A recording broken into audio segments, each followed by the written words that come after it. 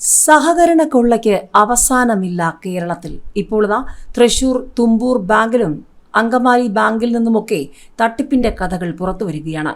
തൃശൂർ തുമ്പൂർ ബാങ്കിൽ 3.5 കോടിയുടെ തട്ടിപ്പ് കേസെടുത്ത് ഇഡി എന്ന റിപ്പോർട്ടുകൾ ഒരു വശത്ത് ചർച്ചയാകുമ്പോൾ മറുവശത്ത് അങ്കമാലി അർബൻ സഹകരണ ബാങ്കിലും കോടികളുടെ വെട്ടിപ്പ്. ഇത് കോൺഗ്രസുകാരുടെ കരുവന്നൂർ എന്ന വിമർശനവുമായി സോഷ്യൽ മീഡിയയും രംഗത്ത് വന്നിരിക്കുകയാണ്.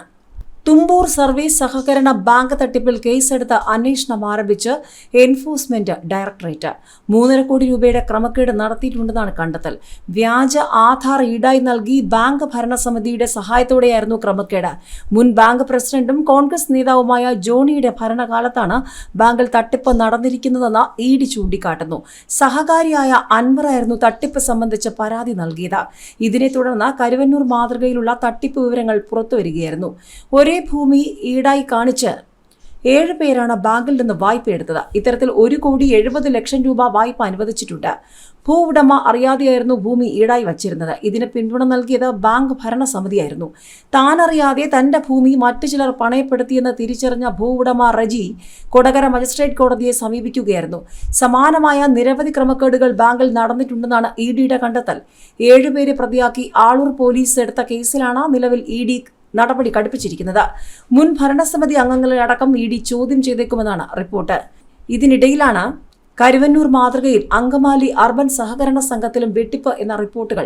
കരുവന്നൂരിൽ CPM നേതാക്കളാണ് വെട്ടിപ്പിന് പിന്നിലെങ്കിൽ അങ്കമാലിയിൽ കോൺഗ്രസ് നേതാക്കൾ.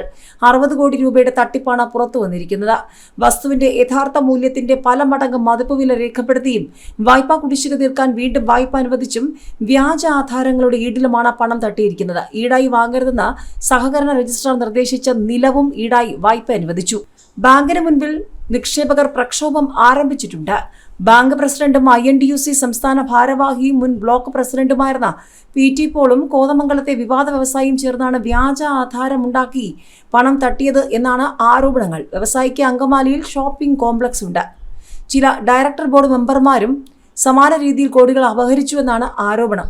ബാങ്ക് പ്രസിഡന്റായിരുന്ന PT പോളിനെ ഒക്ടോബർ 6-ന് ആലുവയിലെ ഹോട്ടലിൽ മരിച്ച നിലയിൽ കണ്ടെത്തിയിരുന്നു. കൊലപാതകമാണെന്നും ആത്മഹത്യയാണെന്നുമുള്ള ഊഹാപോഹങ്ങൾ നിലനിൽക്കെയാണ് മരണം ഹൃദയസ്തംഭനം മൂലമാണെന്ന റിപ്പോർട്ട് വന്നത്. മരണകാരണം ഹൃദയസ്തംഭനമാണെന്ന് വരുത്തി തീർക്കാൻ ഒരു സംസ്ഥാന മന്ത്രി ഇടപെട്ടെന്ന ആരോപണവും അന്ന് ഉയർന്നിരുന്നു. ആന്തരിക അവയവങ്ങളുടെ പരിശോധനാ ഫലം കിട്ടിയിട്ടില്ല. പോളിന്റെ മരണത്തോടെയാണ് തട്ടിപ്പിന്റെ ചുരുൾ അഴിയുന്നത്. 400 പേർക്ക് കുടിശ്ശിക തീർക്കാൻ നോട്ടീസ് കിട്ടി. ഇതിൽ 108 പേർക്ക് ബാങ്ക് അക്കൗണ്ട് പോലുമില്ല. 20 വർഷം മുൻപുണ്ടായ അപകടത്തിൽ അരയ്ക്ക് താഴെ തളർന്ന് കിടപ്പിലായ പീച്ചാനിക്കാട് സ്വദേശി പ്രവീൺ ഇത്തരത്തിൽ നോട്ടീസ് ലഭിച്ചവരിൽ ഒരാളാണ്. 25 ലക്ഷം രൂപ ഉടൻ തിരിച്ചടയ്ക്കണമെന്നാണ് നോട്ടീസിൽ. എന്നാൽ ഇദ്ദേഹത്തിന് ബാങ്കിൽ അക്കൗണ്ടില്ല. സമാന രീതിയിൽ അങ്കമാലി, പീച്ചാനിക്കാട്, പുളിയനം, മുക്കന്നൂർ ഭാഗങ്ങളിലെ 100-ലേറെ പേർക്ക് ലക്ഷക്കണക്കിന് രൂപയുടെ വായ്പ തിരിച്ചടയ്ക്കാൻ നോട്ടീസ് കിട്ടിയിട്ടുണ്ട്. നിക്ഷേപം പിൻവലിക്കാൻ എത്തുന്നവർക്ക് ദിവസം 5000 രൂപ വെച്ച് നൽകാമെന്ന് ആദ്യം പറഞ്ഞിരുന്നെങ്കിലും 2 ആഴ്ചയായി അതുമില്ല. മലയാറ്റൂർ സ്വദേശി ബാങ്കിൽ കഴിഞ്ഞ ദിവസം ആത്മഹത്യാ ശ്രമം നടത്തിയെന്നാണ് റിപ്പോർട്ട്. 130 കോടി രൂപയാണ് ബാങ്കിന് ആസ്തി. ഏതാണ്ട് ഇത്ര തന്നെ തുക വ്യാജ വായ്പയിലൂടെ കോൺഗ്രസ് നേതാക്കൾ തട്ടിയെടുത്തുവെന്നാണ് ആക്ഷേപം.